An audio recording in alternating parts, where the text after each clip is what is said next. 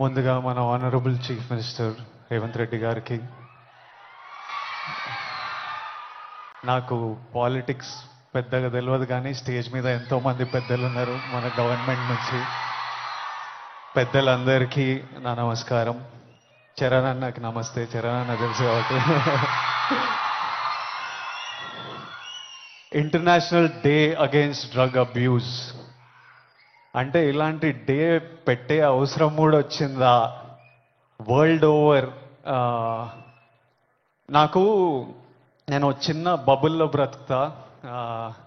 నాకు నా ఫ్రెండ్స్ అంటే ముఖ్యం, మా అమ్మ నాన్న హ్యాపీనెస్ ముఖ్యం, డబ్బులు ముఖ్యం, హ్యాపీగా బతకాలి, కంఫర్టబుల్గా బతకాలి, నా చిన్న పని చేయాలి, ఇంక ఇవి చేసుకుంటా ఇంటికి వెళ్ళిపోతుంటా. బయట ఏం జరుగుతుందో పెద్దగా తెలియదు.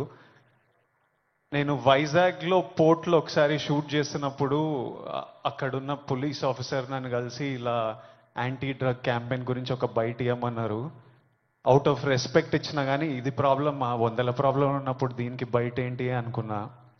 మళ్ళీ ఈరోజు ఇట్లా ఇంటర్నేషనల్ డే ఉంది, చీఫ్ మినిస్టర్ గారు వస్తున్నారు, ఇంతమంది పెద్దలు వస్తున్నారు, ఇంత పెద్దగా జరుపుతున్నారు, ఈ మెసేజ్ కంపల్సరీ వెళ్ళాలని పిలిచినప్పుడు నాకు మళ్ళీ అర్థం కాలేదు. But when I sat with some police officers, some senior police officers from the Telangana Police Department, and asked them, వాళ్ళని అడిగిన అసలు ఏం జరుగుతుంది, ఎందుకు ఇంత పెద్దగా జరుపుతున్నామంటే, వాళ్ళు నాకు జరుగుతున్న రియాలిటీ చెప్పినప్పుడు ఇమ్మీడియట్లీ అయితే తప్పకుండా రావాలి, మనోళ్ళతో మాట్లాడాలి, ఎవ్వరు ఇలాంటి సిచ్యువేషన్స్లో పడొద్దు అని అనిపించింది. చాలా మన డ్యూటీ లాగా అనిపించింది ఇది చెప్పడం. ఎందుకంటే మీలో ఎంతో మంది మమ్మల్ని ఇష్టపడతారు, మమ్మల్ని చూస్తారు, మమ్మల్ని ఫాలో అవుతారు.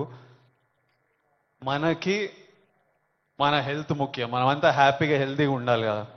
హెల్త్ లేకపోతే ఏం చేయలేము లైఫ్లో. మనం హెల్తీగా ఉండాలి, మన అమ్మ నాన్న గర్వంగా ఉండాలి, హ్యాపీగా ఉండాలి, అది ముఖ్యం కదా. Yes or no?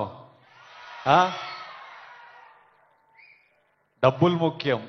డబ్బులు ఉంటే కంఫర్ట్ ఉంటుంది. ఎవడేమన్నా నేను చెప్తున్నా, నేను డబ్బులు లేని లైఫ్ చూసినా, డబ్బులున్న లైఫ్ చేసినా, success and money will always give you comfort. ఇవి ముఖ్యము.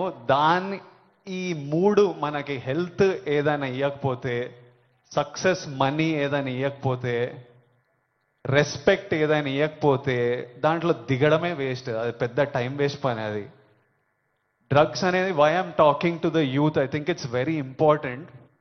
30 years వరకు